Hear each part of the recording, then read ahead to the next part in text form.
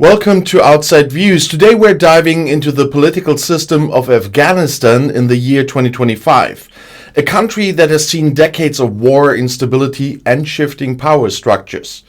But where does Afghanistan stand politically today, and what does its system look like under the rule of the Taliban, who have now controlled the country for over 3 years? To understand Afghanistan's political system in 2025, we must look at how it evolved after the Taliban took power in August 2021.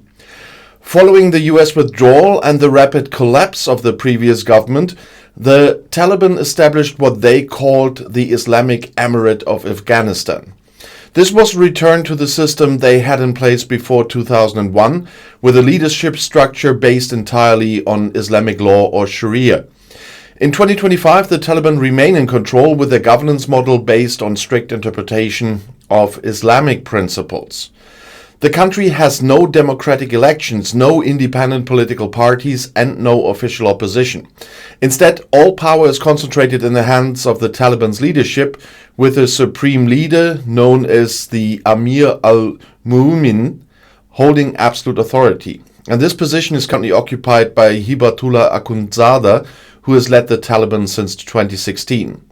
His word is final on all matters of governance, law, and policy. And the government functions through a system of appointed officials, mostly Taliban members or individuals with close ties to the movement. There is a cabinet which consists of ministers overseeing different sectors such as defense, foreign affairs, education, and finance. However, all decisions must align with the supreme leader's decrees, making the cabinet more of an advisory body rather than an independent executive power. The judicial system is based entirely on Islamic law. There is no secular legal framework. Courts operate under Sharia, with rulings enforced by religious judges known as qazis. And punishments for crimes follow strict interpretation of Islamic justice, including corporal and capital punishment. And there is no appeal system in the traditional sense, as the ruling of a judge is considered final unless overturned by a higher religious authority. The legislative function is practically non-existent in the way it is understood in democratic states. Afghanistan has no parliament, no elected representatives, and no constitution that guarantees civil rights or checks on power. Laws are issued through decrees from the supreme leader and implemented directly by the government. One of the most significant aspects of Afghanistan's political system in 2025 is its exclusion of women from governance and public life.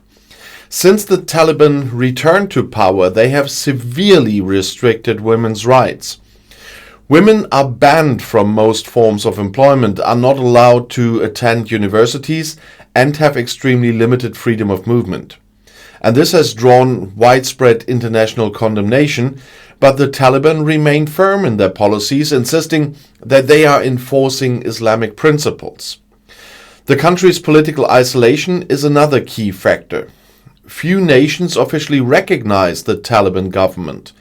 Afghanistan is not part of major international organizations like the United Nations in a full capacity.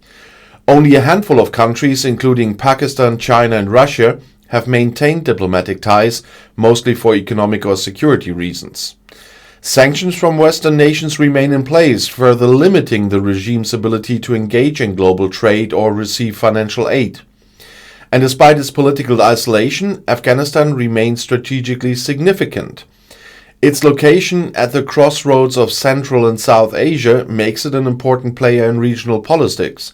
And China has shown increasing interest in Afghanistan, particularly for economic projects such as infrastructure development and access to Afghanistan's vast mineral resources. Pakistan continues to be a key influence, though relations between Islamabad and the Taliban have sometimes been strained due to security concerns along their shared border. Iran, too, has engaged with the Taliban, particularly over water rights and trade along their frontier. Internally, Afghanistan faces economic struggles that directly impact the stability of its political system. The country relies heavily on humanitarian aid, but foreign assistance has significantly decreased since the Taliban took over. The banking system remains in crisis with severe restrictions on access to international financial institutions. The opium trade continues to be a major source of revenue despite periodic Taliban crackdowns on drug production. The resistance to Taliban rule, while limited, still exists. Small-scale insurgencies persist in some regions, particularly in the north, where anti-Taliban groups have attempted to challenge the regime's control. However, without substantial external support, these movements have struggled to gain traction against the Taliban's military strength. Looking at the bigger picture, Afghanistan's political system in 2025 remains a theocratic dictatorship with little room for change. The Taliban's grip on power is firm, dissent is suppressed, and international engagement is minimal. For the Afghan people, daily life is shaped by a rigid interpretation of Islamic law, economic hardship, and uncertainty about the country's future. The question remains whether the Taliban can maintain long-term stability under these conditions, or whether internal or external pressures will eventually force changes in their system of governance. And that's our deep dive into Afghanistan's political system in 2025. And if you found this analysis insightful, don't forget to like, subscribe, and share your thoughts in the comments. Thanks for watching Outside Views, and I'll see you in the next video.